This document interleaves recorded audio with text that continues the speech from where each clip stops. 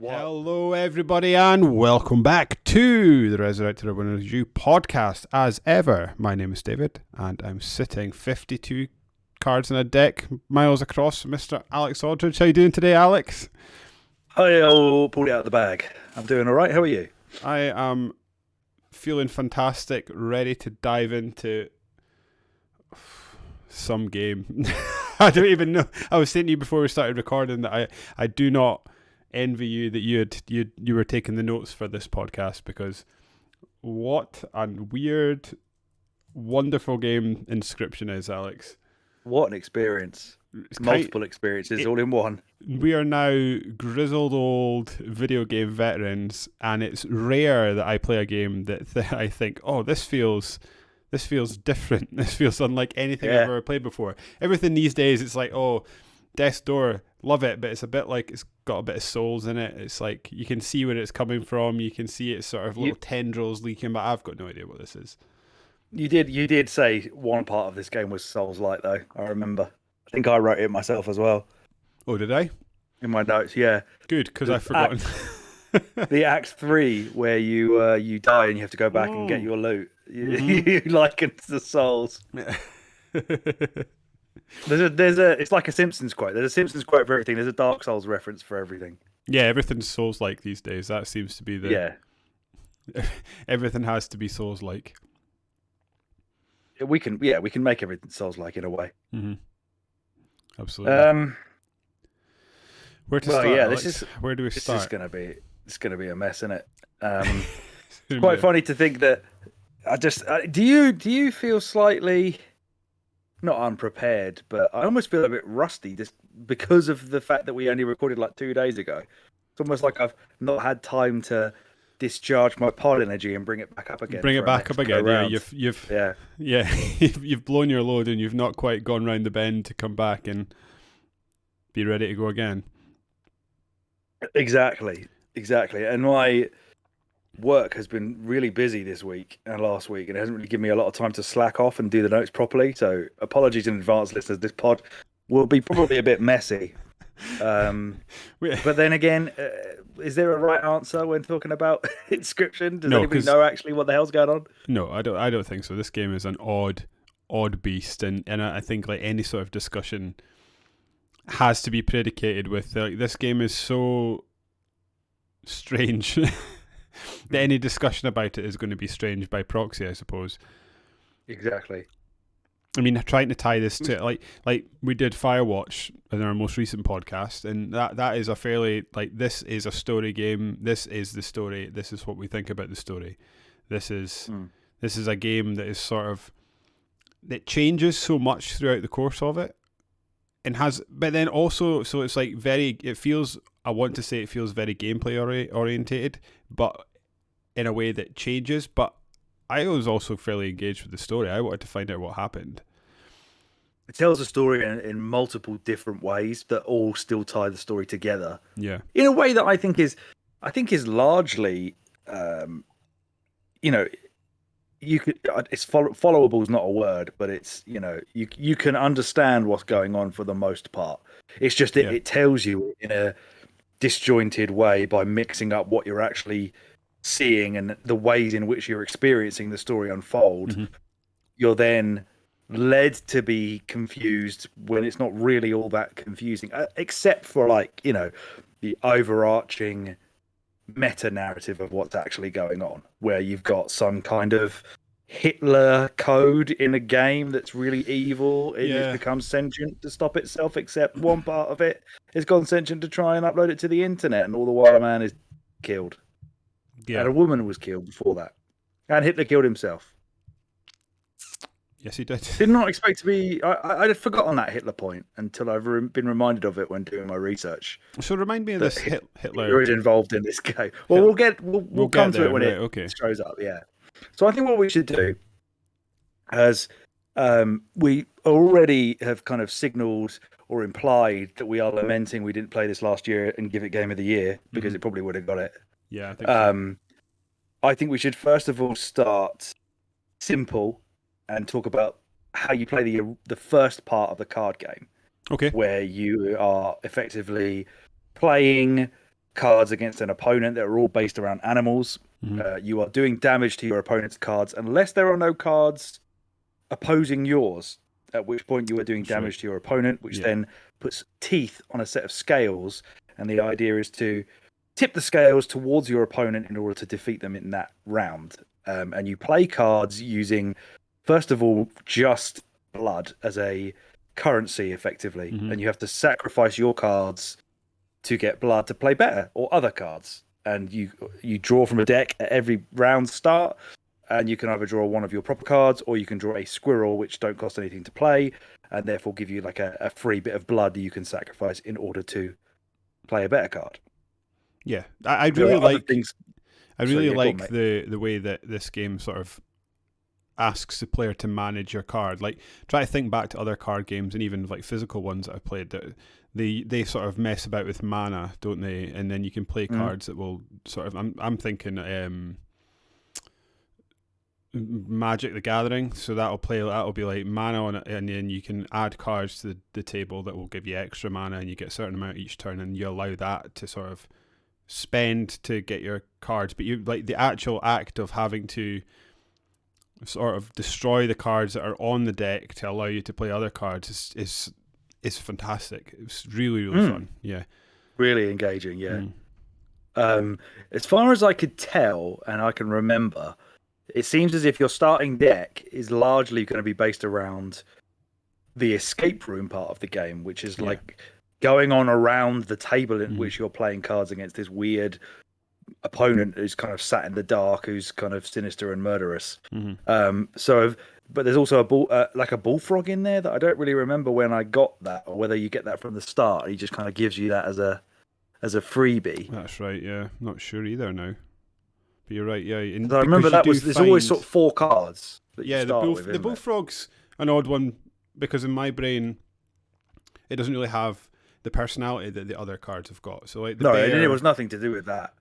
Yeah, there's a lot going on. Whereas like those became your sort of starter cards every time you died, and would go back to the start.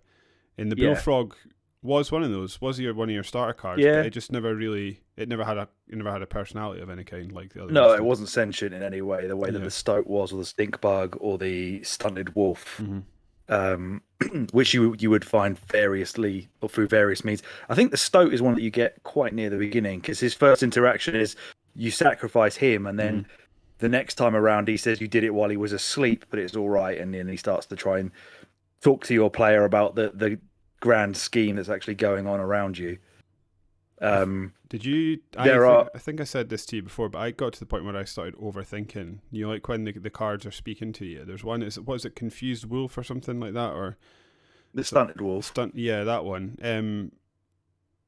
When you get it, it says sort of play it and something will happen, but nothing does happen as far as I can tell, unless I totally missed that. No, I didn't really notice anything significant happening with that guy. The only thing that he seems to tell you to do is get the film roll, which we will come on to a bit later on. But after you've played for a while basically in between your card games, you are moving around this top-down map that seems to be drawn up by the opponent that you're playing against. I really like the look of that. I think of the 3 areas, that was my favourite one, the first one. Yeah, I definitely don't think they topped the first aesthetic, which if you look around at this game and you sort of search it around on the internet, obviously there's a spoilerific secrecy about it. But you largely only ever see a Google result will only ever really give you this Act 1 visuals to the point where every other act looks so visually different, but you just don't expect it to happen at all. You expect the whole game to be like that, and it's just going to unravel within that one little world. Certainly there's no, unless you specifically look for it, there are no pictures of the real life Luke Carter videos that are interspersed to tell that. I don't know that I've seen. Yeah, it's really well hidden, because usually and maybe it's just, I think people seem to be respecting it, which is quite nice. For the internet, that's unusual. I feel like usually maybe it's just because we don't hang around the sort of, well, I don't, certainly, and I don't think you do, hang around the sort of mainstream gaming sites anymore. So I only to sell. I only go on the dark web to buy and sell organs. Yeah, That's it. The ones you play in church. There's a big market for it on there. Yeah. Like Beryl buying her illegal organs. Beryl. Exactly. Made out of real human teeth. Oh, hang on, the dog wants to go out. Wait a second. You ain't coming back in. It's been removed. She was all over the previous episode, like when she was like shaking around and stuff. There's some parts of me talking where you can just hear her collar going ding ding ding ding ding in the background. She's getting involved. She obviously has opinions. Yeah, she does. She probably saw quite a lot of this. She didn't go mad at it though. She normally would, but there's a lot of little animal faces which would normally set her off. Oh yeah, what was the game that we? Oh, it's Apex. She goes wild at the character screen. Every now and then she'll still have a little bark at Lifeline if she sees her cropping up again. Still a bit of racism going on there, even though she's black, way blacker than any black person could be. Yeah. So yeah, this map, it plays out quite similarly to A Winner Is You Tower's favourite that will never be podcast about, but will always be mentioned in Slay the Spire. Yeah. Where you effectively get to choose your direction through this forest or swamp or whatever the last bit is, and there are different. I did struggle at times actually to remember what the little things on the map this always stood for. Constantly so quite forgot. a lot of the time, constantly forgot. I'd always end up going to the trapper before I'd actually got any pelts because I forgot what the trapper was. Yep. But there are other things you can do, like there are ones where you can choose items, there are ones where you can choose cards, and there are different ways you can choose cards. You can choose cards based on like a random one from a set of 3 species or from a set of 3 blood values or stuff like that. You can sacrifice one card to power up another. You can... What else can you do? The one I really liked is when you get to the campfire and you can risk a card. Yeah, did you ever get... What's the furthest you ever got with that? I think I got to 3. I got 4 once.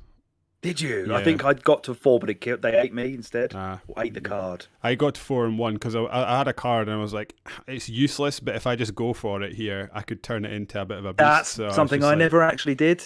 My usual tactic with I always went with a good one to try and make it the best. But if you go low, Well, so yeah, my usual tactic was pick my favourite card, stick it in twice, and just leave. Now, I'd always do twice. But I was doing it once and was way too scared. The thing is, the thing is, like I was doing that as well, and then I kind of thought, well, there's always another run, so I may as well just take the chance that this might just blow the doors off this thing. I think at certain points in the game, it felt like there was only ever going to be that run. You're just never going to get past it. Yeah, because there's certainly some tactical understanding that needs to be. Mine just became get to the totems. That was after I told you that I had my ridiculous totem, which was one of the things I wanted to talk about. The first time you actually see a totem is when Leshy, who you don't know as Leshy at that point, but we will call him that for ease of discussion. It's when Leshy plays the first totem, and I think that gives all of his cards the flight ability, which is one of the sigils that sigils are also added to cards to give them special abilities. There are loads of them on there, ones that like transform them, ones where they will block things automatically, or they will bury underground, or they will, in this case, fly, which means they will deal damage over the top of your opposing cards to you directly.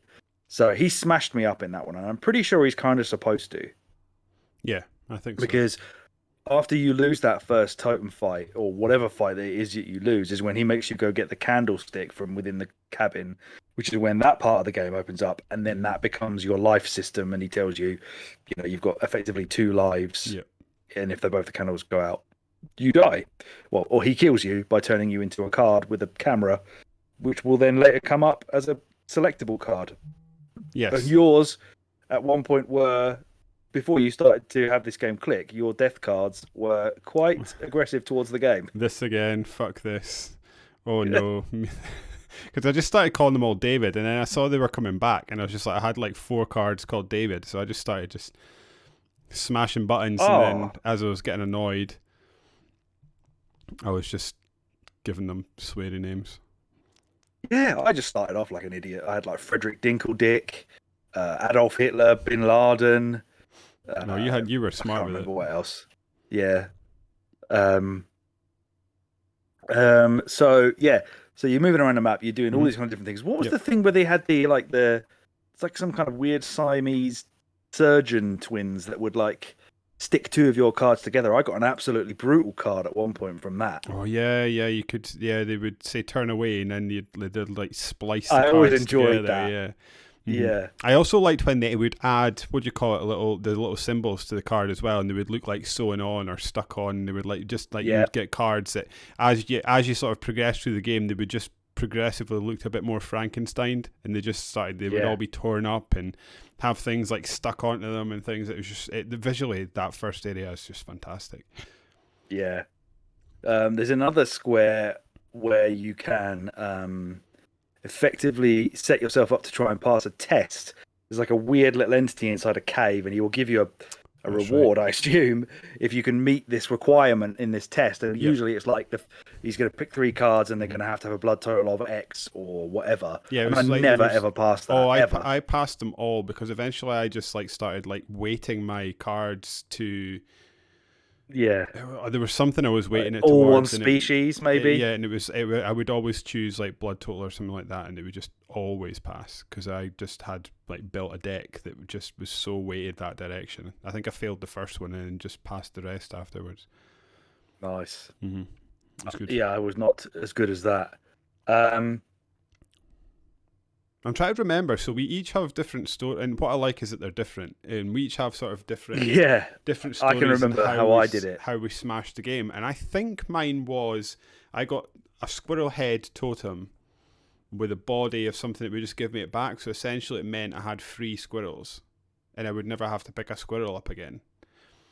And you could Wow. just recycle squirrels, and I was just getting like squirrels for days. So basically, every time you put a squirrel, you would have a squirrel, put it down, and then every time you killed the squirrel, it would just go back to your hand. So you could just I just could recycle squirrels over and over again.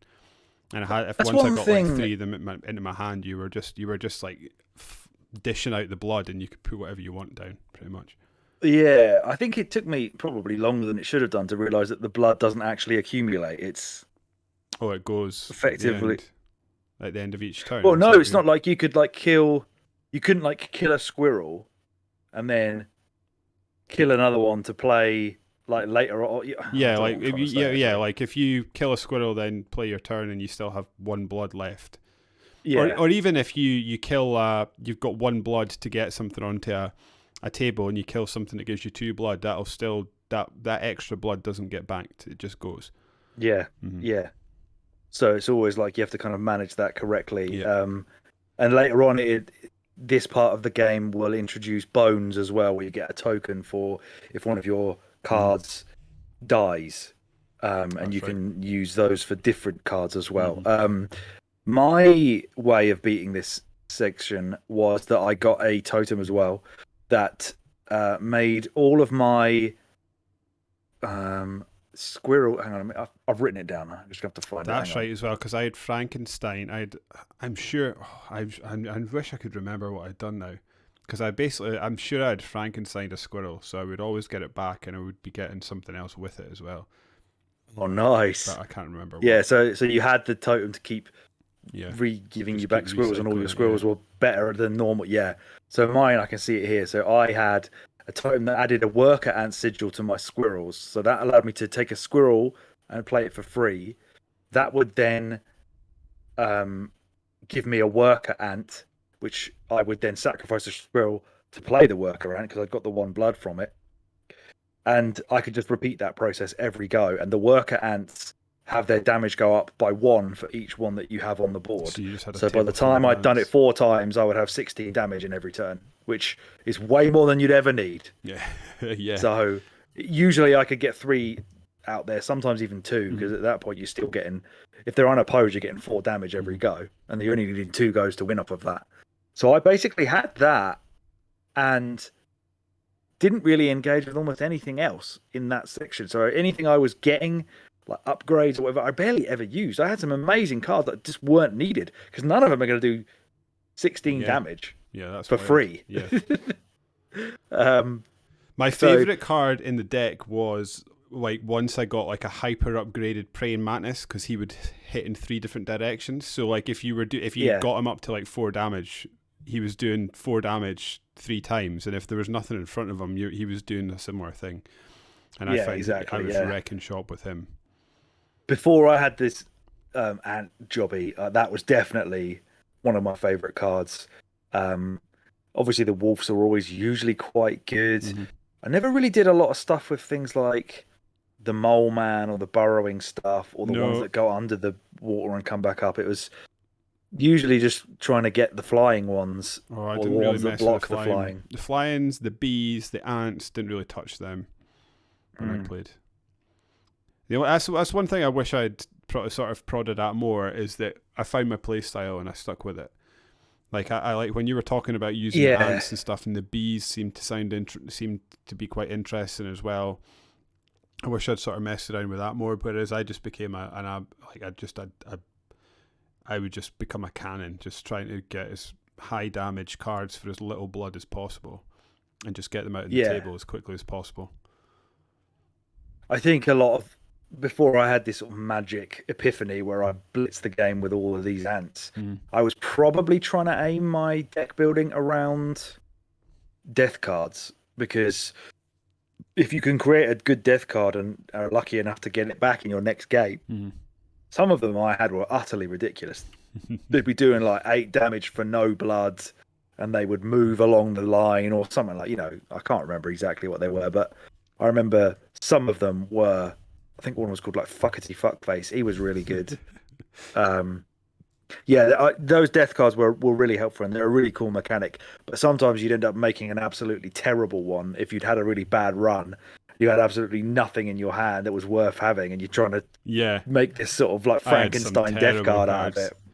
It was like my last one that I called it like, oh my god, because I felt like I'd just broken the game because I had just got like the holy grail of stats and it was just an absolute beast. Um, I'll need to look that up actually. Oh my god, I'll be on Twitch somewhere, I think, hanging about. oh yeah, good idea. We'll get to the story sort of later on, Mm-hmm. but I'll go through my story bits to talk about the escape room part of it. So just for now, while we're in Act 1, we'll talk about the bosses because for a while I found some of them a real struggle. The first boss that you face, so as you go through these stages of this map that Leshy is presenting you with, there will be bosses that will break up each section of the map, and the first boss that you come up against is the Prospector. That's Um, right. all these bosses involve him putting a mask on over his face I think to I know calm that. I know you disagree with me here, but that's one thing that I got frustrated with, and I was moaning about because every single time you get to a boss, I've got to watch him put the mask on. Like I liked the idea of it, and I liked how I like I say I liked the aesthetic, and I just didn't need to see it every time. I eventually I was just like, yeah, put your mask on, hurry up. But that's I such totally a get that. I small felt that gripe. too.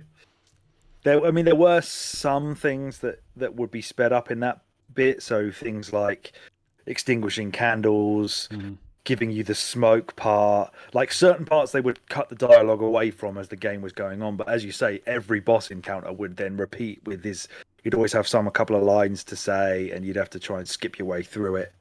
The Prospector. So each boss has like a gimmick that they would use in the battle. The Prospector's one I found quite annoying until I really figured out how to game it quite easily. I But at started first, turning your cards into gold, right? Is that it his? turns every one of your cards on the deck into gold, yes. And you must basically wait for his cards to break that Mm-hmm. gold before you can then play any more. Unless you had gaps on the board already. Mm-hmm. But for a long time, he was turning like really good cards into gold until I realized, why don't I just play shit cards for the first round and then I don't care if they're turned to gold, Mm-hmm. and then I'll unleash all the good cards in the next round. Or of course, well, they're all squirrels and ants anyway, so I've got plenty more where they came from, boy. Um, the second boss was the Angler, Yeah. who will basically hook your cards Mm-hmm. into his hand. Um, but he always goes for the last one that you've played. So Oh, does I he? believe one of the cards told me that. So they Right. Okay. effectively, it was either the Stoat or the Stink Bug said to me, oh, by the way, the cards talk to you. I don't know if we've covered that because, as David and I pointed out at the beginning, it's going to be a messy podcast. But the cards are alive. Some of them are alive and they talk to you as you're playing and it fucks your head up, but it's great. Yeah, so I would put like a pelt there or something as my last Oh card yeah, and just let him smart. take that and be like, what are you going to do, mate? The worst thing that I found from the angler was these bait buckets that he would put out when you attacked them would turn into a fucking great white Oh, shark great and white usually would shark. absolutely wreck me. Yeah. Oh, they were brutal. Those things, weren't they? Yeah. Yeah, How because does it is he catching the sharks with the bait? Is that what it is? Because at first I was like, how is this bait bucket turning into a shark? But I'm must assuming be. he's using it to Yeah, he's chucking it catch in the one. water, and you're killing it, and Yeah. then attract. Yeah, I guess that's what it is. He's maybe under I'll the buy it. bucket, having a little snack on a bit of I would, fish, and yeah. then you nick the bucket, and he's like, get fucked, mate. Yeah, hello. But yeah, Um, yeah, you're right. Like every time I would encounter a new boss, this is the thing that I'm fascinated by. Like how much, I think I said this to you before, like how much was this me sort of brute forcing it by unlocking good cards, and how much was it me getting better at the game? Because each time I'd encounter a boss, I found them really tough. And then eventually they just became like yeah. nothing, that you were just blowing right past them Yeah. almost every I time. mean, there's several elements to each boss fight. There's Hmm. obviously understanding the mechanics and how to game that. There's having a good deck beforehand, Yeah. which you can manipulate by careful traversal of the map or Hmm. clever strategic traversal of it. And then of course there's the luck of the draw, which can fuck anybody over. Yeah. And you look at a guide and a lot of guides will say, well, you could just get a bad draw and then you're gonna have to do a restart. Hmm. So that would get you at times, especially if you hadn't managed to get a lot of good cards. You could kind of tell that you were going to lose one if you had a bad run all the way up to a boss. You could kind of tell you hadn't had the luck that you wanted. Hmm. I would always end up sacrificing the wrong cards in these, the ones where you could put them on the altars and stuff.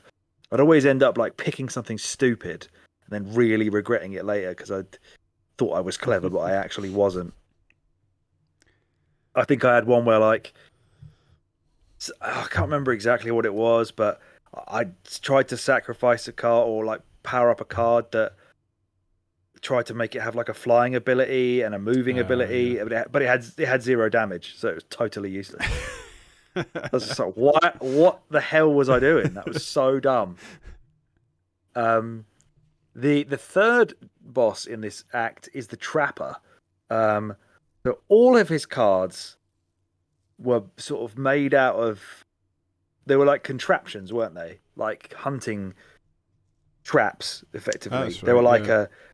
a I don't know, a bear or something, and it would have like a sort of metal teeth. Hmm. And then every time you defeated any of his cards, it would then turn into a bear trap afterwards, which meant you would uh any card that killed a death any one of your cards that killed a bear trap would then get caught in that trap and would die. Yeah.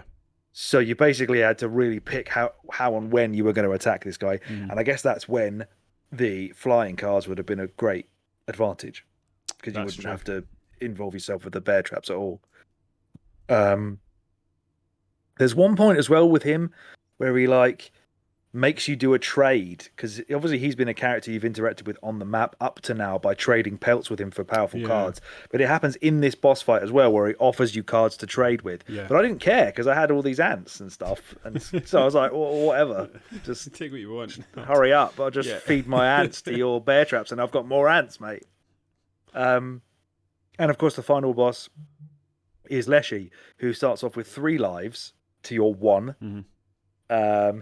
The masks of all the previous bosses will float around him for the first phase, and he will just put them on at random and get the powers of those previous bosses as he fights against you. Hmm. He then at one point turns your death cards against you. And I think he picked some really shit ones of mine, which was quite hilarious to nice. see that he'd ended up getting absolutely nothing.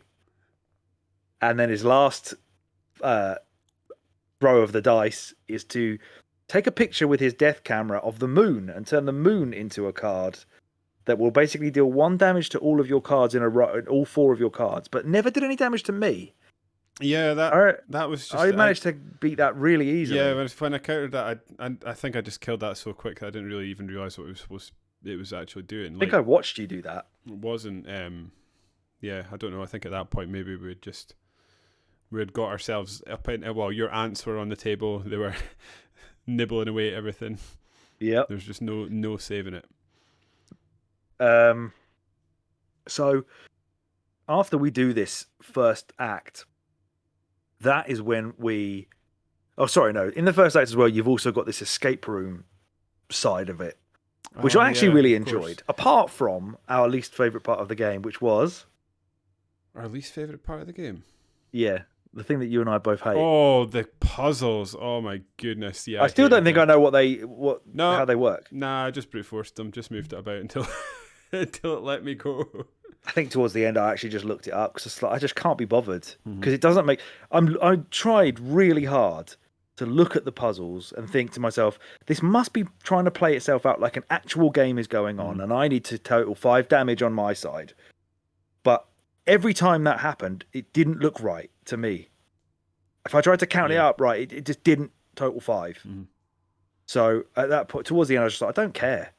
Like, I'm not going to cheat on anything else. I'm going to cheat on how to do these puzzles because I can't be bothered. It's in the robot bit in Act 3. I was like, I'm just going to cheat now. It's getting the other thing in the first act I really liked is sort of the incidental stuff that you could miss. Well, not incidental stuff, but like stuff that you could find in the game. So like, there's a bit of the game where you get pliers and you can pull a tooth out to actually use it on the scales to help you along, and then later on I use that a lot. Yeah, you can poke your eye out as well, and then, which is something you get from quite a lot of puzzling in the actual cabinet itself. Yeah. So like, you can choose an eye. If you choose the correct eye, it allows you to see things written in marks. Yeah, he gives you after you've poked your eye out, he gives you a replacement eye, and there's a really obvious shiny one in his little box that, as David says, you can then see codes out in the world. I brought this up on the Sega Mania podcast. That I just sort of really flippantly said, "Oh yeah, you can poke your eye out and it weighs more than your teeth for some reason." But that's really obvious, right? That eye would weigh more than teeth. Yeah, you in agreement with that? Yeah, I'm in agreement with that. I wonder how much your eye does actually weigh. Because it seems to put like 3? Is it 3 notches? Puts a good chunk on it. Yeah. Do you reckon your eye weighs as much as 3 teeth? I guess your teeth don't weigh anything, do they? No, it's probably quite dense. And I mean, it's full of fluid as well. Yeah, that's what it says. Liquid's quite heavy, and I don't think a tooth is like solid bone all the way through, is it? No. I mean, it's I think almost you remember when you were a kid. Yeah. I was going to say, when you were a kid, you put it on your pillow. It's not exactly like you were weighing yourself down and you went and put it on the scales and it weighed as much as like a bag of sugar. You discovered the tooth fairy wasn't real because your mum came in with a forklift. Helps the right out. Look, Alex, I know the tooth fairy only gave you 50p, but if you want a tenner next time, you need to put something on there that weighs more. Now, here's the knife. You know what to do. Get your eye out. I've got like within my notes somewhere all the escape room stuff is going to be written in here. Do you remember a lot of it? So we've already gone through the eye and the cuckoo clock. I think the cuckoo clock gives you the stunted wolf, and I remember you get the caged wolf at some point, and if you have to have that caged wolf be defeated so that there's a caged wolf statue in the cabin, and then the cage will break once your card's cage is broken. Okay, so I did that, and then I never really clicked on how I did that. I just sort of breezed by that.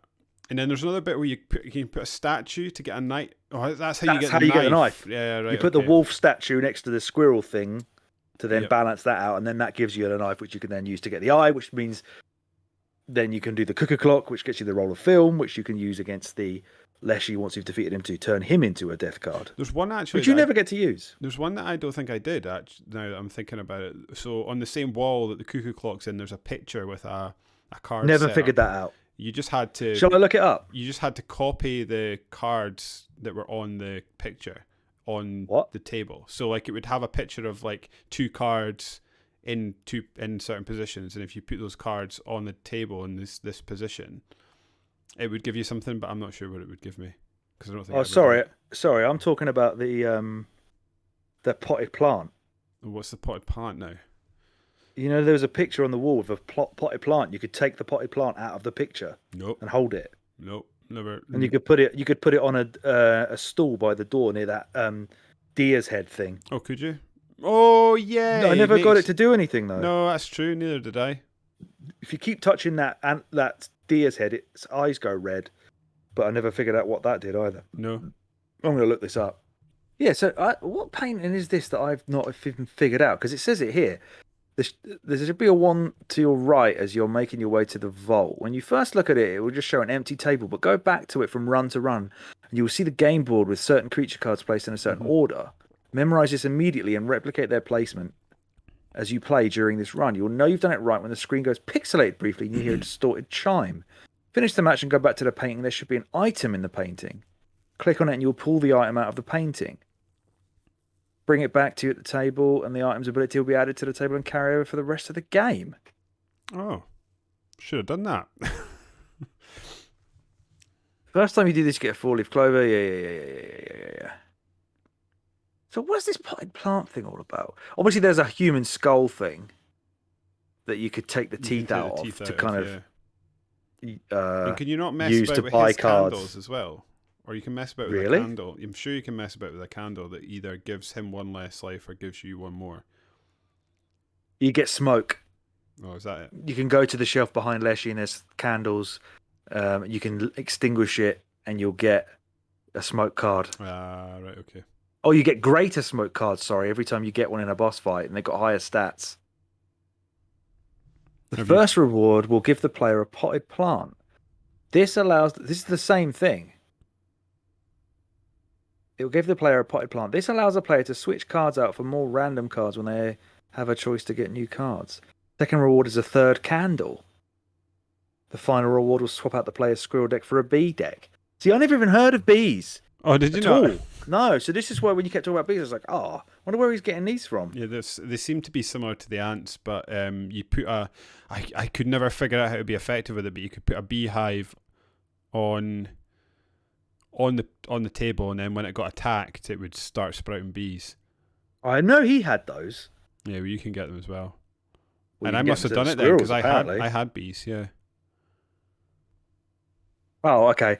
So it says, and this is what fucks me off because the thing that's on the wall, the skull that's on the wall, is the Bone Lord. And I don't know if you found this out, but in Act 2, which we're going to get onto in just a second, the Bone Lord exists in the basement of Grimora's little graveyard thing. Oh, right, okay.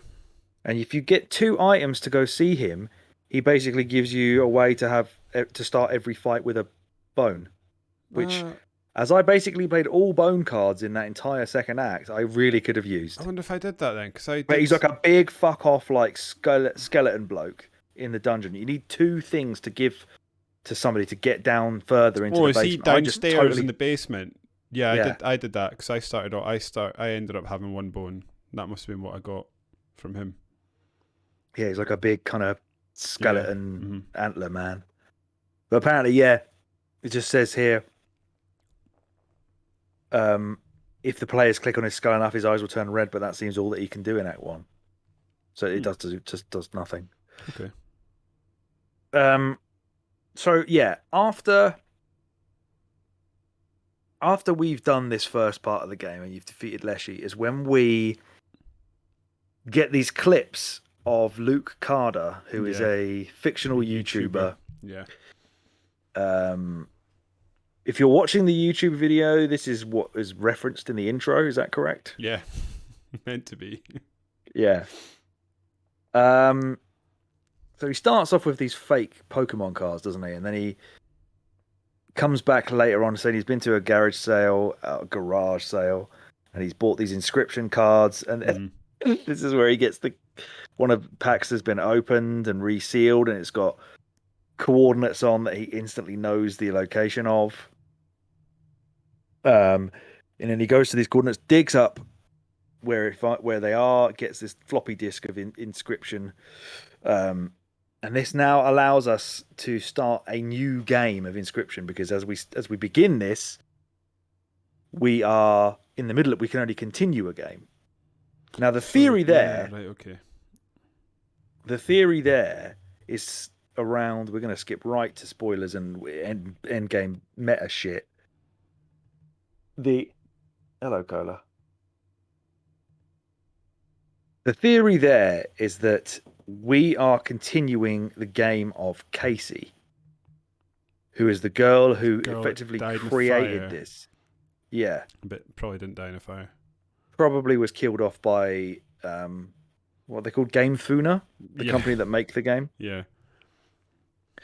So, yeah, it seems that is who she was playing against, and when she was killed, and that's why we can only ever continue her game at the start. Okay. So what did you think to all this Luke Carter stuff? I think I said to give you a nice vague open-ended question to give some insight off of.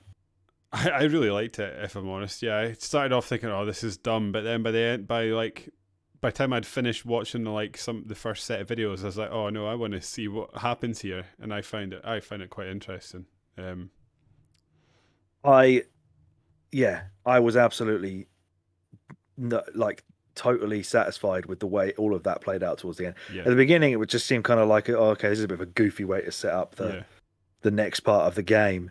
And because sometimes it becomes clear after a while that you are playing him playing Inscryption, and you can hear him at one point he said something like, "Oh man, this card is so OP" or something. Yeah, there was bits where I was like, "What is?" It took me a while to realize that it's him, because you'd be playing and then a random voice. It was just a normal guy, totally unlike the rest of the game. Would just be like, "What the hell?" And I'd be like, "What is it? Who is this?" Yeah, I think when I finally beat Leshy, I was like, "I actually fucking beat this guy." So his story effectively it kind of mirrors in with the overall narrative that's kept within Inscryption, the game itself that he's playing. But he effectively plays through the game, and at one point he starts to write an email, doesn't he, to Game Funa saying, one of your cards had I got a pack of your cards, it had coordinates on it. It led me to a digital version of this game, but I can't find anything about it online. So what's going on? Do you know anything about this? And they come back to him and say, there's no such thing as a digital game, but you should definitely send it to us anyway, just to be safe. And then the next, later on in the game, we see him being hassled by an employee of Game Funa who comes to his house to ask for it back. There's a shot of him later on when he's in bed at night, and there's a knocking, or there's somebody in his house, he thinks, and he's freaking out, and tells everybody to use the video as evidence if he ends up dead. Briefly at one point towards the end of the game, there's a shot of him going absolutely fucking mental, putting stuff on scales and laughing maniacally. Yeah. Remember that bit? He's and then as the game's ended, he obviously has had enough, and he takes the game out of his PC. Well, his floppy disk that he add-on that he bought for his PC. I was about to say, I like that he even had to go and buy an add-on, because nobody has floppy disks these days. Yeah, and he turns around, doesn't he, at that point? It says, "Great video," with just him on eBay buying a floppy disk drive. But he takes it out and he smashes it with a hammer. But even then, it's too late to save him, because the Game Funa employee returns to his house and shoots him in the head. So what are Game Funa trying to cover up here? Oh, you want the Adolf Hitler thing, don't you? Yeah, that's what you wanted to hear. Is there something in there that's trying to? Have they caught something in the game, and that's where it lives? Shall we go? We'll go back and talk about the other acts in a minute. Yeah, and the different bosses, because there's some cool, especially in Act 3. There's some really cool stuff. Yeah, but we'll talk about the ending now. Yeah, because I found a couple of explanations, so I can read it out to you. Okay. So apparently, the game itself, Inscryption, was created by Game Funa as a way to hide this old data file. Okay. So we're obviously watching Luke play it. So it was as a former Game Funa developer was this person called Casey Hobbs. Yeah. She mysteriously died while working on this digital game. And obviously there's stuff to do with the Going through an employee, wanting it back, whatever. Mm-hmm. Apparently, it says here, I can't remember where I got this from now. It's Game Rant. It says the old data is apparently something of great evil that has seemingly made the games that are trying to keep it under wraps sentient. This seems to be why the game is aware of itself and why PO3 wants to upload its version to the internet. Okay, right. Throughout the game, you can find references to something called the Carnoffel Code, which seems to be how somebody would encrypt the old data. So in universe, a man named Barry Wilkinson is the only person who has successfully solved the Carnoffel Code, which he obtained from the corpse of Adolf Hitler. Okay, yep, as you do. So before her death, it seems that Hobbs was also working to solve the code, but Game Funa found out and executed her before she could turn against them. Some theories suspect she was the final player before Luke Carter found it, and that's the reason why Leshy starts out as the Prime Scribe. So effectively what that's saying is that Casey had already played the Act 2 of this of what we play as Act 2, which is the 8-bit RPG. Okay. She's played that, and if you remember at the beginning of that, it tells you what scribe do you want to take over as. Yeah. And you have to pick. She picked Leshy, and that's why the second part of the game, when you've done the 8-bit thing, when you go back to the gravestone things, then you then take over and do that whole, the different art style first person against Leshy. Whereas we did it against the robot, because the robot has taken over the game and forces us to play against him no matter what. Because I didn't pick him. I picked Leshy. Oh, did you? Yeah. Yeah, so Casey has apparently played the beginning part, which is in the game world, is the 8-bit part. She's chosen to take over from Leshy. She then fights Leshy in the second part, which is where we start the game. Mm-hmm. And then she was executed in the middle of that, which is why we have to play that as we start. Because the game starts and he says, oh, here's another challenger or something. So we're basically continuing what she was already doing, which was taking over from Leshy. Got you. So these are all based on these scribe things that we're kind of alluding to here. There's 4 of them. So there's Leshy, who's the scribe of the beast. Oh, yeah, okay, this all makes sense. And that's why you're fighting Leshy. So she picked him. I picked Grimora because I wanted to be the scribe of the dead. There's the is it Magnificus or something? He's the scribe. He's like the painter guy. The painter dude, yeah. And then there's the PO3 is the scribe of the machines or something. Mm-hmm. So he takes, when we're playing it as Luke, he takes control of the game himself. Mm-hmm. He says he wants to start the he wants to find the old data. Apparently, according to Game Rant, each scribe is constantly trying to find the old data, and whichever possesses the necessary fragment of it at a given time is the prime scribe. When the game resets, each scribe reverts to their original position, though they retain their memories. So in our version, PO3 takes control of the game. He wants to start this great transcendence to permanently take over as the prime scribe. He wants to upload that, obviously, to the internet. Yep. And I think it kind of starts trying to do that anyway at the end of the game, doesn't it? At some point, or they stop him before he does. That's right, isn't it? The other scribes sort of band together in this little dungeon and take him out. And so that's one thing. Themselves. So the other scribes, good. Then are they sort of keeping control at this point, of PO3 or whatever he's called? Yeah, he seems to have just gone mad and wants to sort of unleash this old data on the world as some kind of evil code, whereas the rest of them are trying to stop him. But we will get to Act 3 in a bit. Because right now, where we got to before this is we are effectively into the second part, which is the new game part. Took you a while to get going with this, didn't it? You didn't like it. Yeah, this was a bit of a not a culture shock, but it's a bit hard for me to enjoy as much as the original game. I found the deck building of my own volition. It goes for I think it's a lot of choice, right, like thrown at you. Yeah, and especially if you're not, because I don't think either of us are big card game enthusiasts. I think if we were playing something like Hearthstone or something like any sort of deck building game, you're used to the concept of having to build a deck. Whereas it's not something you ever engage with, going from sort of having a deck created for you as you play, seemingly at random as well. There most of the time. Yeah, to actually having to put cards in and out was a bit of a pain in the neck. and it introduces these 2 extra types of card as well. Well, 3 really. Mm-hmm. I mean, one of them, the Grimora's cards, they are using bones, which we've already been familiar with as a mechanic. But you also get the PO3 cards, which involve this energy that you get. In this section, I hated them. In the actual Act 3, I've found that a lot easier to deal with. Because I made a mess. Like I was like having quite a bit of fun building my own deck, and then I was struggling a bit, and I was like, oh, there's like an auto build. I wonder if that's any good. And then eventually I was like, oh yeah, this is actually a useful way. If you can't be bothered to like sit and figure out a deck, it'll just put together a decent deck for you. And it did quite a good job at it. But eventually, when I started encountering those cards and I was auto building the deck, it was starting to bleed them in. I was like, I don't want to use these. Yeah.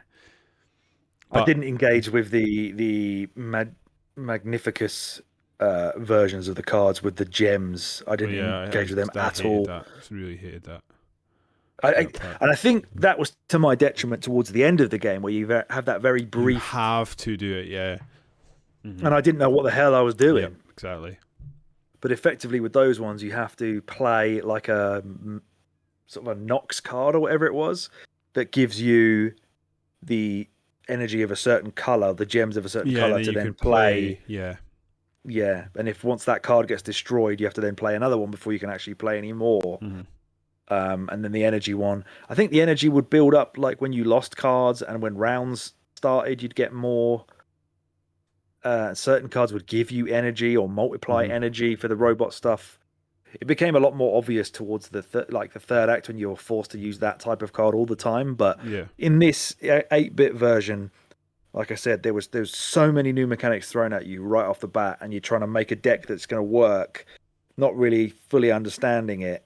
It felt a little bit like a massive difficulty spike, but it really wasn't. I mean, you could effectively just go back to Leshy's cards and play that way again. I went to the Bone cards and added a few Leshy ones in there. I'd have been a lot better if I had the Bone Lord give me a free bone at the start, because a lot of the times I'd have to just put all these crappy skeletons in that would then give me a bone every time they attacked. But if I didn't have any skeletons left, I could never play any more cards. So I was just getting absolutely screwed over and over again. I ended up coming round on that area because I was like, oh, I'm not too into this. But by the end of it, I was really enjoying it. Yeah. Primarily, I guess the first jarring part of it was like the art style we've seen a lot. It's potentially like 3 to 4 years ago that was the thing of let's make games look like SNES or NES games. I didn't necessarily think it looked all that good. I found the cards quite difficult to pay attention to because they were so like nice. Crude. Mm-hmm. And I just really missed the art style of Leshy's Cabin because it was so striking. And my opinion, I don't think the art style gets better than Act 1. I think it's... No, you're absolutely right. You're absolutely right. The third act, when you're in the sort of robot area, everything's a bit monotone. Everything's just blue. But the first area is just like... It's my favourite word in the podcast, and oozing. It just oozes character. It's absolutely fantastic. Whereas the rest, like you're saying, Act 2 is just a bit rote now, in my opinion. Like when I see sort of that 8:16 2D pixelated art style coming at me, that's more of a turn off now than I'm interested in. It's weird, isn't it? That it's just been oversaturated to the point where the only time I want to play an 8-bit or 16-bit game is an actual one, not one that's been made now. Yeah. I think that was a big thing with Dead Cells that everybody seemed to get really into, was the fact that it kind of looked like a PS1 game. We were like, oh, we're into 32-bit rip-offs now. This is exciting. Yeah. And then everybody realised that polygonal PlayStation 1 era graphics are wank, and that nobody ever has any fondness for that. Yeah, early 3D games have not aged well, have they? No, that's why nobody bothers to do anything with it. Yeah. I don't know how much I've actually written about this second. It's almost like effectively you have to defeat these forces. Yeah, it is. The same card game mechanics sort of progress, but it's almost like a Zelda-ish looking thing, like a sort of top-down overworld, and you've got to move to the different areas of the map, and in each area of the map sort of ruled by one of the card bosses, and you've got to then... The scribes, the scribe, and you've got to then kill them and before you can sort of move on. Well, yeah, and to get to them as well, you have to do some puzzling, which I think is probably what turned me round on this section. Mm-hmm. It's a bit sort of rudimentary in the cabin area. Well, it's a nice touch that in the first sort of cabin area in this 8-bit, you get to then see the actual prospector and the actual angler and the actual trapper that he's built these masks off of. But I quite liked the puzzle thing for the graveyard, where you had to kind of figure out the way these people died by defeating them and getting clues off these skeletons that are in her lair, and then making the headstones work correctly. The robot puzzles, I can't actually remember how they worked, but there was a puzzle scenario for each one of the 4 areas. Mm-hmm. You get to fight the magician guy as well. That I was convinced was going to do something, and now I'm thinking about I never got to do anything, was there is a raft in the northern part of the map. Did you ever encounter that? No.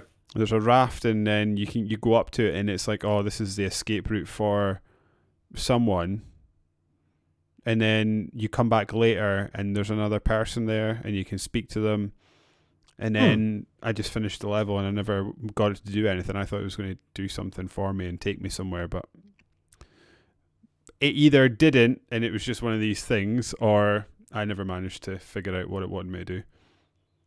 Yeah, and there's I guess that's another part of why that section was potentially slightly disappointing, in that if you managed to get yourself a deck you were pretty happy with, there was less need to engage with the sort of the overworld. You could just go and smash up all the people in each of the 4 areas, and then you knew the game was done. And you could go back to what you expect would be a totally different art style again. And here we go. I can't wait to see what I unlock next. I think that's basically how I felt. Even though I enjoyed it for most of this second act, I was kind of thinking I can't wait to see what Act 3 is going to be, because hopefully it's not more 8-bit, because I'm really done with this. I want to move on to back how it was at the beginning again. Yeah, I did too.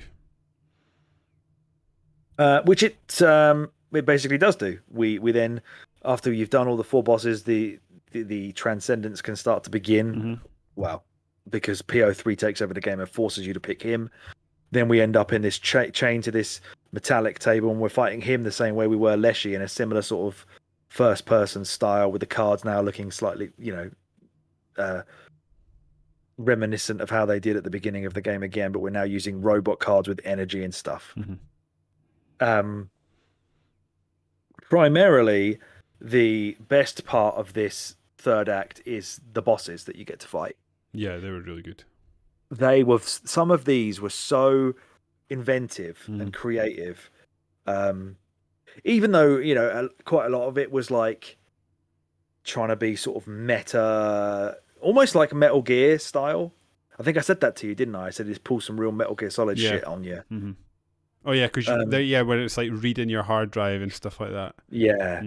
Yeah, like reading your old memory card and telling me on the GameCube version I've been playing Smash Brothers and stuff. Surprised it never told me to take my mouse out and put it in a different port. Imagine if it did. Yeah. That would be pretty sweet. That's not possible. I guess if it's a USB mouse, you might be all right. Yeah. So the first boss was the photographer. And this was a weird one, because this is probably, if you manipulate it correctly, this is probably the easiest boss in the whole game. Because it allows you to take a photo of the board and revert the board back to whatever is stored in the photo. So effectively, what you can do here, if you don't just want to play it the normal way, which I kind of just did anyway. But I never really engaged with the photo mode. Yeah, you could wipe his cards away, take the photo, and then every time he puts cards out, just revert to the photo and wipe his cards away every single time. Oh. Yeah, that's a bit OP. So that one, was quite an easy boss to get rid of, even though I didn't really do that. At first, I didn't really see what benefit I was going to get from reverting these cards, because I was too busy focused on, like, I don't want to lose what I've got out on the deck. But really, you should be using it to just fuck him over. Ah, okay. Well, I did that wrong. Well, I got through it. Yeah. We survived. The next boss is the archivist. which is the one who asks you to look through your hard drive. And first of all, you're now putting the files on the scales at this point to try and defeat him. And he first of all asks for a bulky file. Mm-hmm. Do you remember what your file was? I didn't really have a lot of bulky files on my PC. I had a lot of recorded gameplay footage for podcasts and stuff for YouTube. Didn't you say you tried to put a podcast file in there? I used a podcast file, yeah. There was like sometimes these videos for the YouTube are like 16 gig when I'm finished, so I was just like, just bang one of them in. Does it actually delete it? No, right, we'll get to that. Surely not. So I used... and I was using Steam games as well after a while. I tried to use the exe file for Inscryption. In fact, I did use the exe file for Inscryption, and he said, be careful with that or something. So, hang on. I did have that because it's in my history.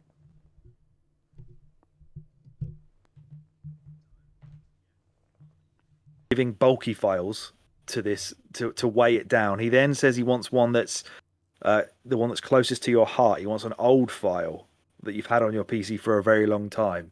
So probably because my PC was built for me by my friend Simon as an emulation machine that I have since upgraded, but the oldest files I have on there are the ones that he put on there. So I used a ROM file of the SNES game Daffy Duck the Marvin Missions for my oldest file, and it was probably only a couple of years old at this point.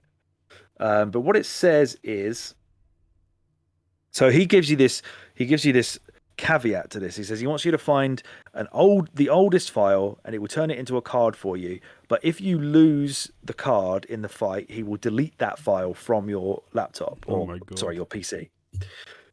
What actually happens is you end up getting a text file put onto your machine, and the file will say, so in my case, it would say Daffy Duck the Marvin Missions deleted in caps. And if you open the text file, it says, at least I tried to delete it, but it seems my powers of file access do not extend that far. Play by the rules you agreed to. Delete it yourself. Have an ounce of respect for the rules. Come on. But doesn't actually delete your file. It just tries to goad you into deleting it. I would have deleted it. I don't need that game in my life. I'd have deleted it. The other one I did was Parasite Eve was another one that was getting put on the line. You wouldn't have lamented that being gone. No. Done with that forever. So, yeah. Imagine if you had Inscryption.exe and he actually deleted it. That'd be so wonderful. What would happen then? I was really hoping Paradox that itself. Towards the end of the game, when all the data starts deleting itself, I was really hoping that the game would uninstall. I kind of wanted that to happen as well. No dice. No. The next boss is the Painter. Now this one fucked me over for ages. Oh yeah, and that was through my own poor decisions. He wants you to make up the rules as you go along by picking sort of almost like a word association game. Yeah. So apparently the ones that you want to play or the rules that you want to make up are ones that effectively like force him to play like whatever the hopper card thing was. He says that one of the rules was every time, is I will play this type of card. And that card apparently doesn't really do any damage. It just kind of like blocks stuff. It will hop and block off you. But apparently because it does hardly any damage, you don't have to worry about losing. You just have to worry about beating it. So you could also then do the next round to give it like that hollow armor. So you make it slightly harder to defeat, but it's not doing you any damage. So you're effectively just making it last a little bit longer. Because one of the guides I read said, we did it after 2 goes. I didn't even have to select a third rule. But one of the ones I did, I think I did something like every time a card is defeated, I play a random card. Yeah. So that was dumb because every time I killed one of his cards, he put another one down. And every time he killed one of mine, he put another one down. So I was just like, it lasted like 20 minutes. Like, I'm never going to do this. I've like soft locked my own fucking game. Do you remember any of the ones that you did? No, I definitely, there was one that was like, every time I kill a card, I take damage or something like that. I did that. I took that one. Because at that point, I was dishing out so much damage and just like wiping his cards out that me taking a bit of damage didn't really matter. Yeah, that's a clever mechanic that can really If you don't think about it carefully, you can really ruin your own game. And the final boss for that area is Golly. So it starts off where she connects to the internet, and she starts using cards from the internet. I can't remember what mine was. I think it was like a mole or something. Hang on. I took a picture of it. Oh yeah, when it says, did you look this up? Are these real cards from other people? I will tell you that in just a second. Yeah, because I got some absolute garbage from some. Did you? Folk, yeah. Did I send you the picture of you being in my game? Yes, I did. So it was a mole. She took a picture. She got a picture of an actual mole from the internet, and used that as a card against me. That's right. And then after that, she says. After that, she then tries to get your friends and take pictures of your friends from your Steam list. So we can see those watching on YouTube. See, there was David being used against me as a card. I can't even remember what those sigils you've got there do, but there we go. Nope. And then she gives you a card from somebody on the internet, which technically would give you and any other players a chance to absolutely troll you with a dog shit card. Yeah, I got that. Because did you? I got quite a good one actually. I got some absolute garbage. It was like a 0-0 thing. I think I got. I love the names that you could give them as well. You could assign like 3 words to make up a name, and I think I had some quite funny ones. I quite like that. Yeah. Yeah, and you could. It was like one of those. I can't remember what it is, but it's like one like. I always remember it as like it's one of the Super Mario games where you've got to match up the 3 sliding things. You've got to match up. That's Mario 3. Yeah, it's a bit like that. You can make this weird Frankenstein looking card. It looks really odd. I like the one where he's got like little arms doing like the Fonzie pose or whatever like that. That was cool. According to IGN, they seem to think that you'll only get a card from a player if you both happen to be playing that boss at the same time. That's the only place it can look.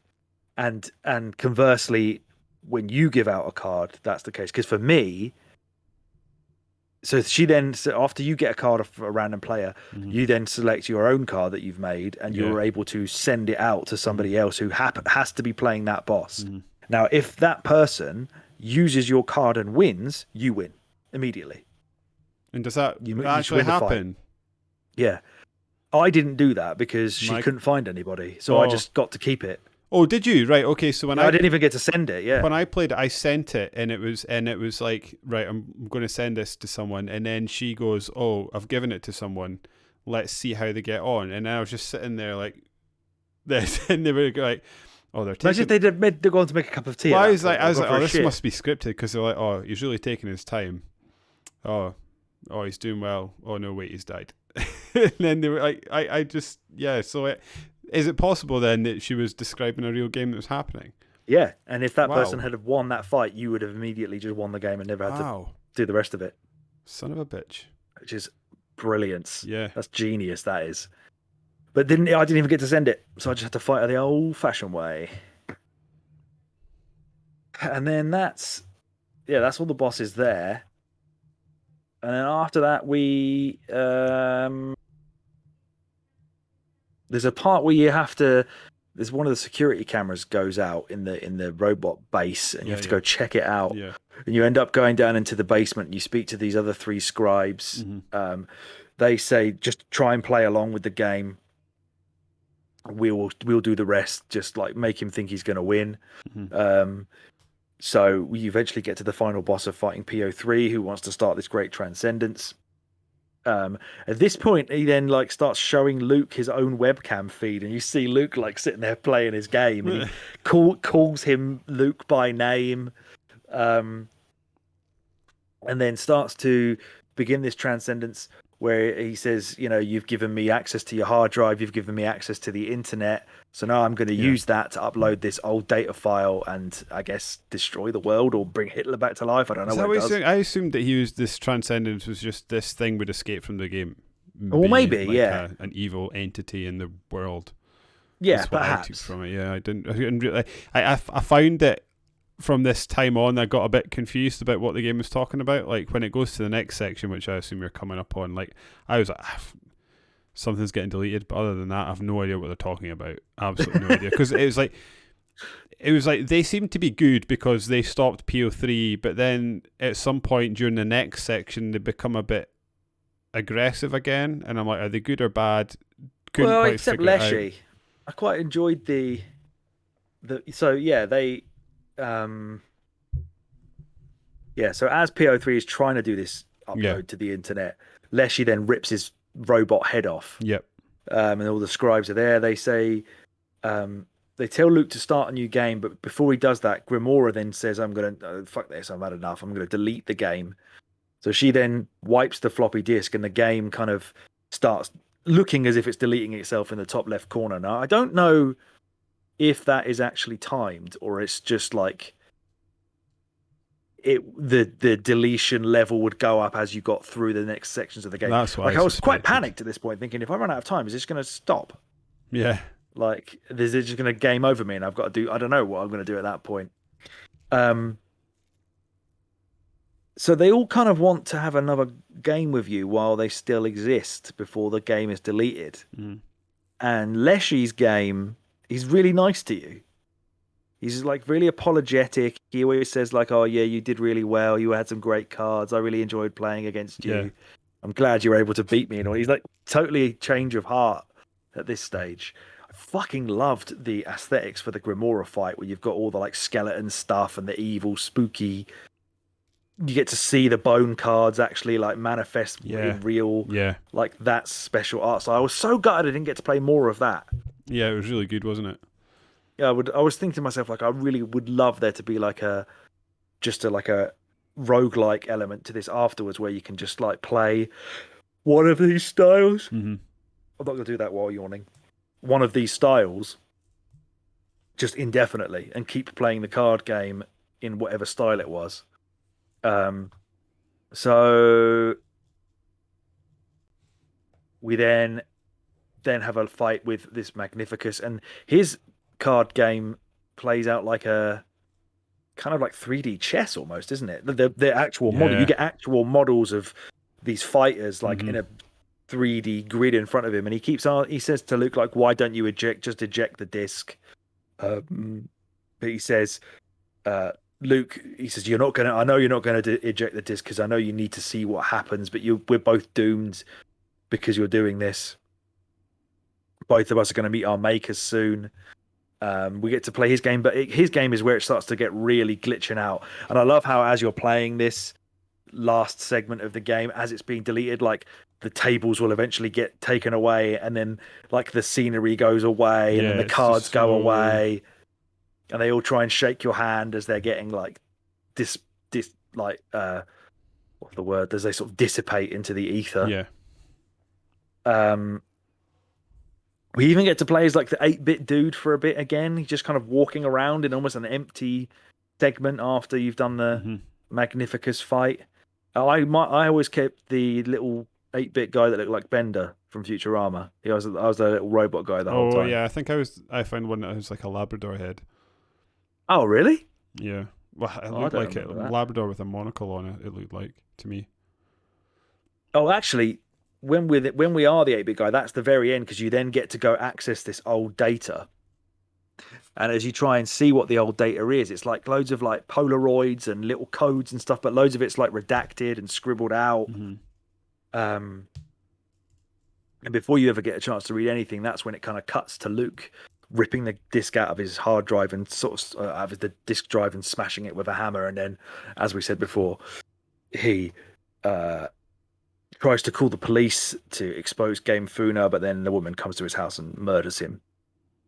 And that is basically how the game ends. There is some secret stuff that I think I've found as well.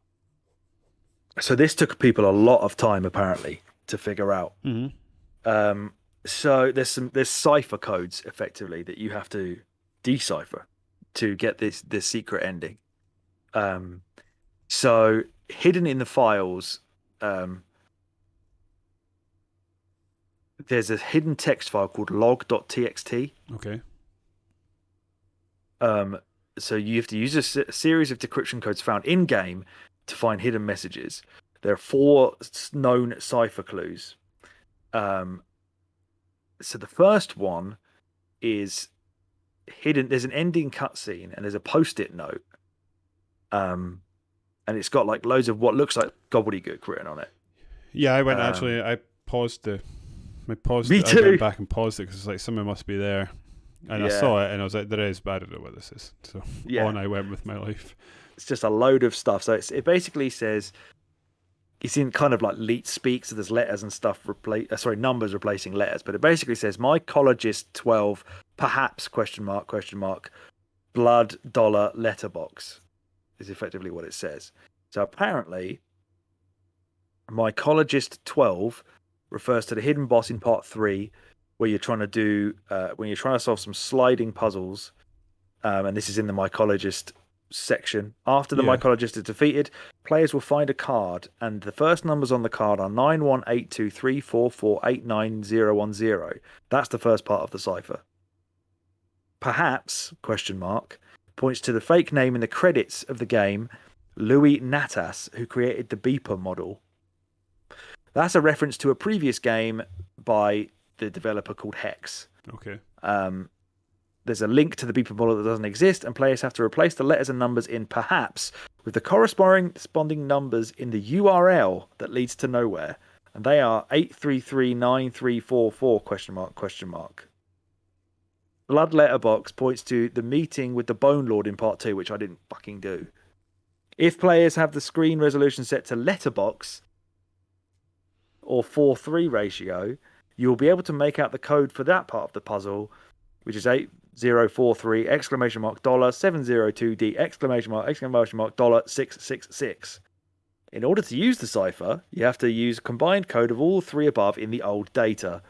You start part 2, you press Control-C as part 2 boots up, you type CD old_data, then you type decodelog.txt, then you type in the cipher, then you type savelog.txt.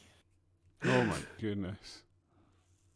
There's just so much more. Like, I'm not going to read all of it out because it's absolutely mental, but basically, one of these things is like there's a fictional, that URL later on becomes readable, and it takes you to this fake website. You've got to fill out like an order form and all this kind of stuff. And I think effectively what happens in the secret ending is that the PO3, the Stoat, gets to do the transcendence and upload it or something. Right. Okay. So yes, right. So the hidden ending, it's like a black screen. It makes all this horrible noise. You then see a camera panning in to Luke's monitor screen, which is black. Mm-hmm. Keeps scrolling, and then some text starts to appear, and eventually you get a pixelated like face of the Stoat on the screen, and that's it. So yeah, it certainly seems as if the Stoat then achieves his transcendence at the end of the game, even though Luke took it out of his machine. So at that point, he must have actually managed to get uploaded somewhere. Yeah. But kudos to other people who found that out, because that is madness.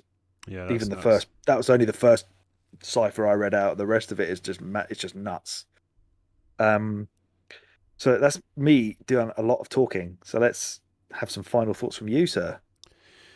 That, again, nice open-ended, vague question for you. I think I've said this to you before as well, but not on a podcast, so I'm saying it again. I went full Life is Strange on this, in that I was just blazing a trail, not caring, and then by the end of it, it had, like, despite myself, I'd sort of fallen in love with it, and I was like, oh, this game is magic. Like, I found it quite frustrating at the beginning, but then once I got over that hump, I just sort of fell in love with it, and it was just so fun. Like, the card game mechanic is really well done.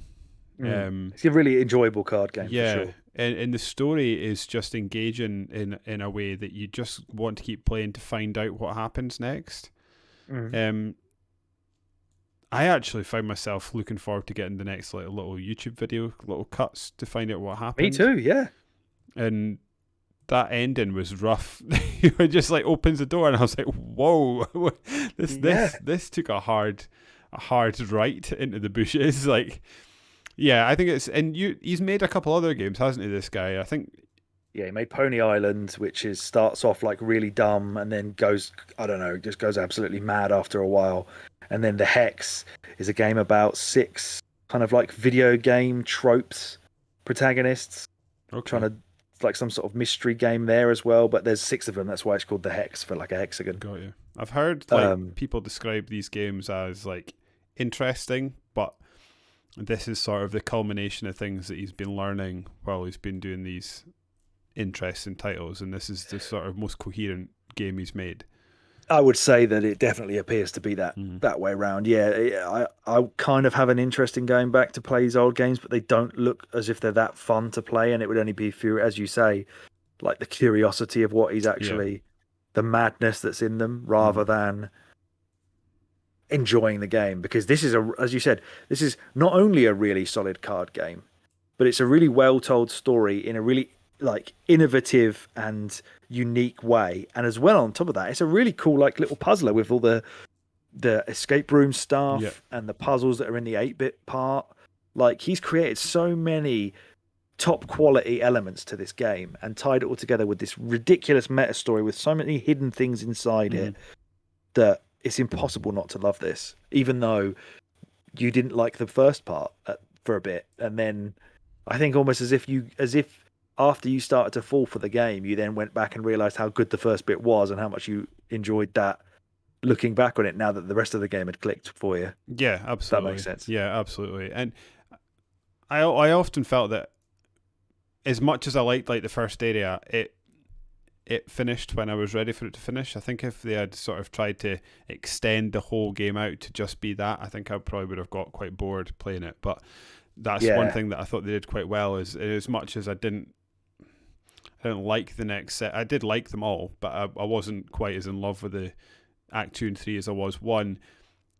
It moved on and it changed things in a way that kept me interested and kept me going and kept me wanting to find out what happened next. And in a world in which, I mean, Dying Light 2's just come out where it seemed to think it was a plus point that the game was 500 hours long. Like, I think it's important. Is it really? Yeah.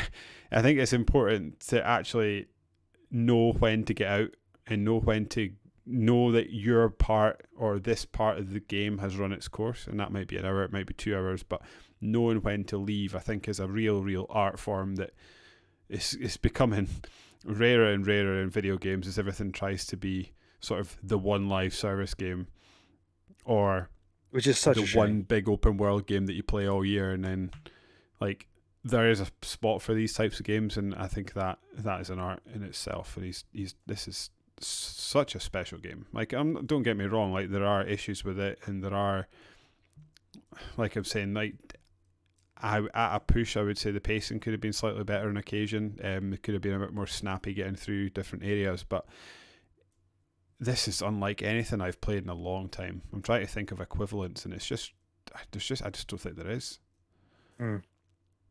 Yeah, I mean, you're probably right in that. I think that just the general pace of the game, it's like it tries to tie this really gripping mystery narrative into what is realistically a very slow paced activity, which is just playing games of cards. So and the fact that you are at times having to replay these parts until you beat them, that will slow the progress of the story down as well. So it's not like you have the agency of like a Gears game or a Halo where you're plowing through enemies to get to the next bit. This one is you're having to take your time to build your card deck, and if you're failing, you're having to restart over and over and over again. So yeah, you're right in that sort of by the design of it suffers from being quite slow paced when you really just want to hear more of what's going on or find the next wacky shit that it's going to throw at you. Yeah. But I completely agree with you about the fact that, you know, it's getting tiresome now that everything needs to just be bloated, full of whatever reasons to get you to spend money, reasons to get you to log in every day, whatever. When this is such a focused, and at the expense of good content, it's just like absolutely. It's just there's nothing about this where for content's sake, whereas there's nothing about this game that does that. There's nothing about this that's wasted. And that he clearly hasn't put a lot of thought into it and hasn't been crafted in a really specific, clever way. Yeah. And it all ties together outside of even the game itself, in all these codes and things hidden in the real world for you to go out and find. And the ending, as you say, for Luke Carter himself was ridiculously abrupt and brutal. Yeah. But before that, while the game's deleting itself, you've got this really almost beautifully poignant like closing segment of the game where you're playing these really melancholy card games. The mechanic you've been playing throughout the whole time, it's been quite a hostile environment where everyone's murdering you if you get it wrong, or abusing you for being even existing in their space because they just want to, I don't know, unleash Hitler on the world or whatever it is their plan is. But towards the end, when they're finally deleting themselves and they know it's that the end is up, and they're all desperately crawling towards you to shake your hand, and they're all wanting one last game of cards, and there's no stakes involved. It doesn't even matter if you lose, because who is it? Is it Leshy that says, like, you lose the scales, don't you? And he's like, oh, let's just carry on playing. It doesn't matter. Can we just keep playing? I don't care about the score. It's like somehow given this really empathetic personality to a murderous game, like card game playing, forest dwelling hobo who's a sentient piece of code inside a floppy disk that some real bloke's playing before he gets shot in the face. It's fucking mad. Yeah. I'm so glad that we took the chance on it, and I'm so glad that we persevered through parts where we felt it wasn't clicking, or we were running out of steam and got to the end, because it's, as you said, I couldn't put it any better. It's a special video game that is unlike anything we're probably ever going to cover on this ever again. Yeah, I just can't wait to see what he does next now. Yeah. Like, if it's another thing that's gone away because game companies want to be the thing themselves, but like that brief period in like the 90s when game developers were becoming almost like celebrities in their own right, like Sid Meier's and stuff like that, and this is one guy that I'd actually follow and see what he does next and want to know what he does. Yeah, and I don't really know too much about the guy or how much he kind of does out in the media sphere, but to me he seems quite enigmatic, kind of similar to Lucas Pope, who we remember from Obra Dinn and Papers, Please, where like, I need to name check this guy because I actually don't remember what his name is.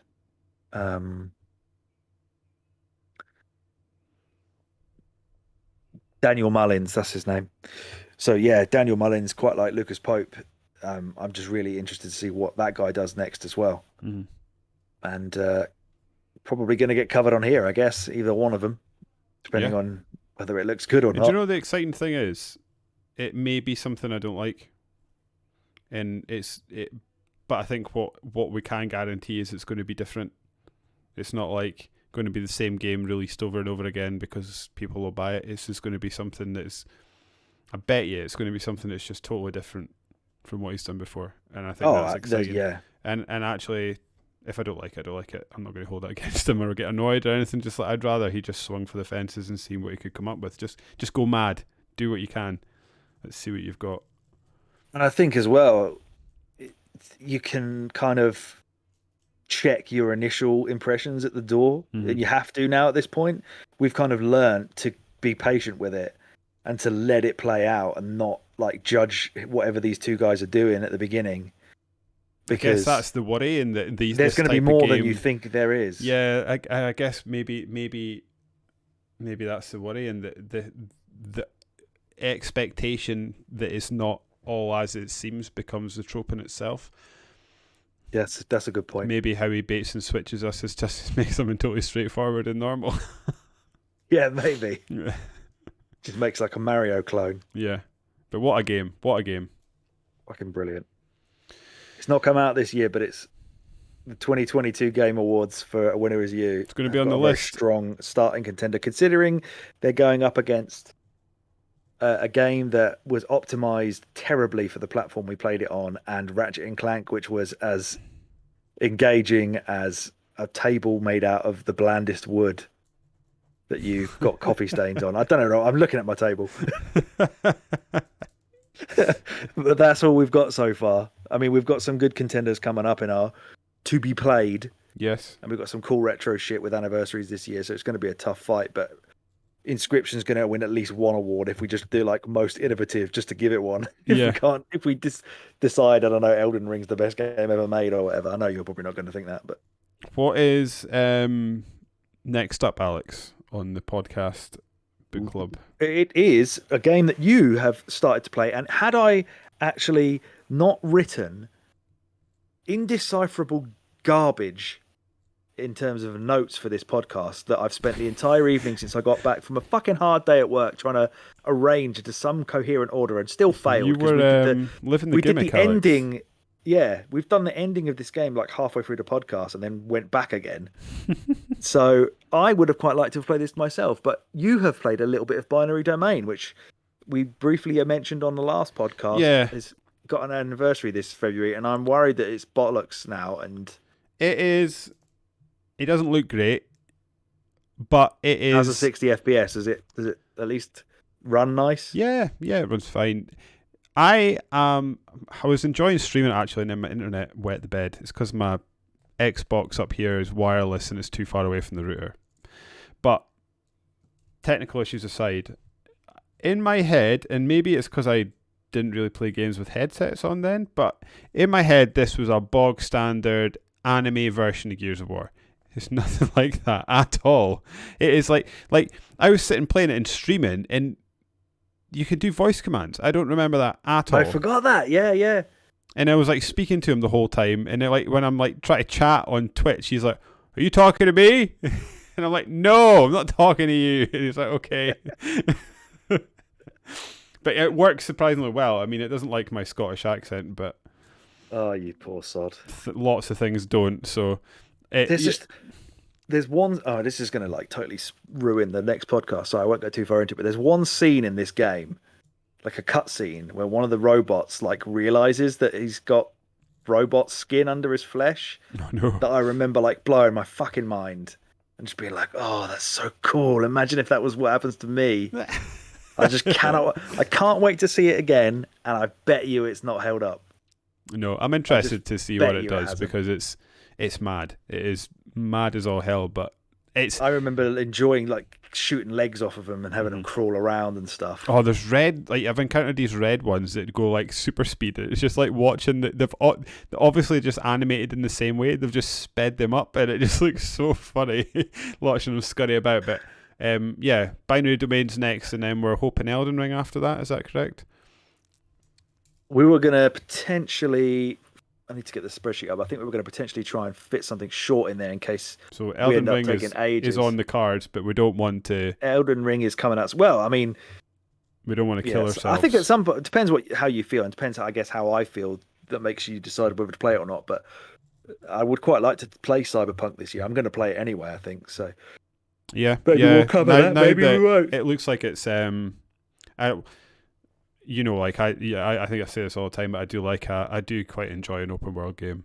It's like why I had an absolutely delightful time with Days Gone, despite the fact that it's nothing special really, but I had a great time with that game. So yeah, I do like the odd open world game. So now that they seem to have debugged it and made it a finished product, yeah, maybe we keep an eye out for a sale, and this is the year that we cyberpunk it.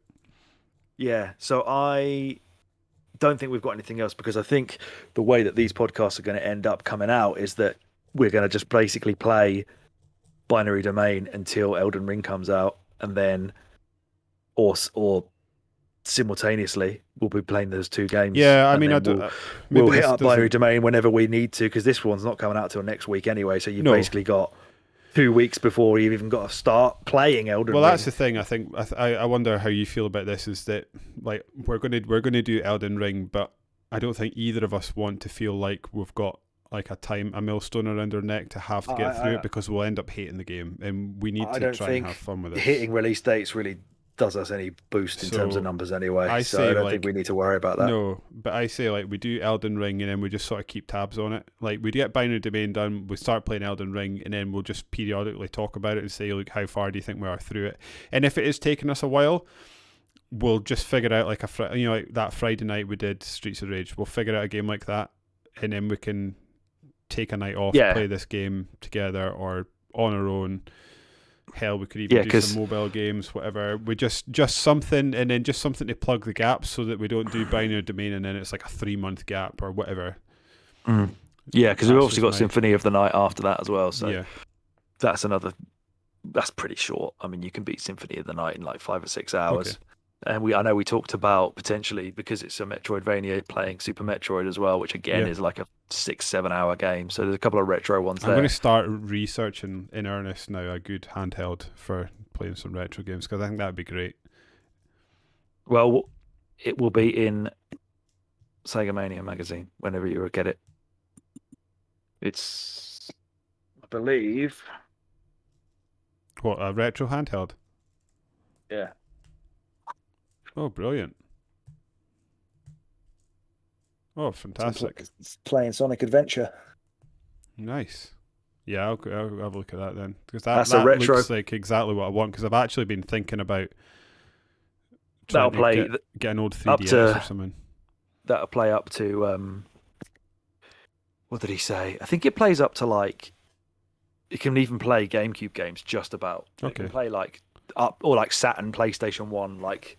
You can play anything on that. I mean, that would be nice, because there was one I've seen, but like, what we want for the podcast, and if I get really into it, I can invest in a higher end one, but that just played NES, SNES, Sega games, and that's all I want, really.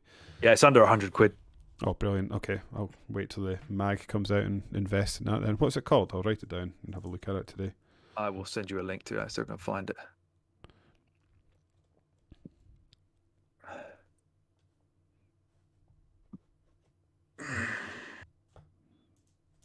Because that would oh, that's the US one.